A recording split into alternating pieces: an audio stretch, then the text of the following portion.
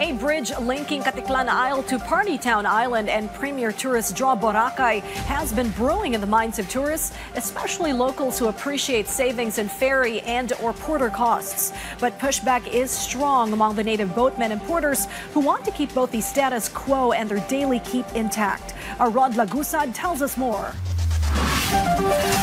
Residents and workers in Boracay, tourists and other stakeholders are divided over the proposed construction of a bridge connecting the island, one of the country's most visited tourist destinations, to the mainland Panay. For Peter, a boatman, he is not in favor of the plan as it could affect people like him.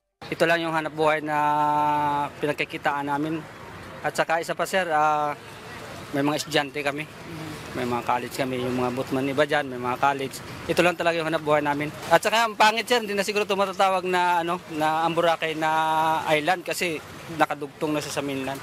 This is also the sentiment of John, a porter, who carries passenger luggage to and from Boracay and other workers in the island.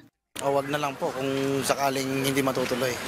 Ayun, para marami kasi may mawawalan ng trabaho dito sir lalo na yung boatman at porter po. Hindi po siya makakatulong dito sa amin, sa Boracay. Mas lalo na sa mga bangkero, ganun. Mas lalo na sa amin kasi magiging city na, magiging little city na po siya. Hindi katulad ng island talaga na ito na dadayuhin ng bisita.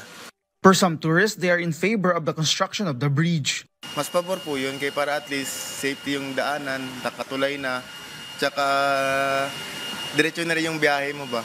Hindi ka na ma-hassle ng barko pa, hindi na, diretso na yung mo. For Mariel, who got engaged in Boracay, she says it would be good if the situation is balanced. Sa akin, okay lang naman na magkaroon ng tulay dito kasi nga for the benefit ng mga tourists. Pero ayun nga, isipin din natin yung mga magiging hanap buhay ng mga naging lokal dito. This coming Friday, August 8, a meeting is expected to take place between the local government of Malay Aklan and San Miguel Corporation, who came up with the unsolicited proposal to build a bridge connecting Boracay Island to mainland Panay. The Municipal Council of Malay had earlier removed the bridge proposal from its comprehensive land use plan and annual investment plan, following the opposition of various stakeholders. According to Malay Mayor Floribal Bautista, SMC sent a letter requesting to present their proposal to the LGU. Normal naman yan. So, may mga pro, may pro, may against na. Normal na. But we have to give a chance naman to present. No? Tingnan natin kung how it, why is it that they want to put up a bridge? No? Then what will be the effect kung may bridge siya? Then how about some sectors that will be affected? For the part of the provincial government, Aklan Governor Jose Enrique Miraflores said they are focused on bringing the most benefit to the people. He said the province has already held a meeting with SMC, but a public consultation with the stakeholders in the province has yet to be conducted, which they are still waiting for.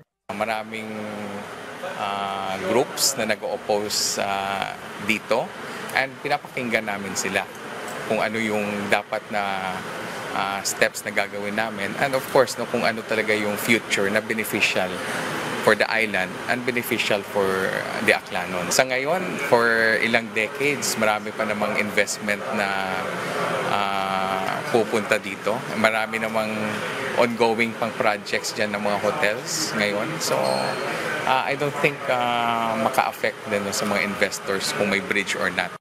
According to data from Malay Tourism Office, tourist arrivals in Boracay have reached over 1.3 million from January to July this year. Rod Lagusad from the National TV Network for a new and better Philippines.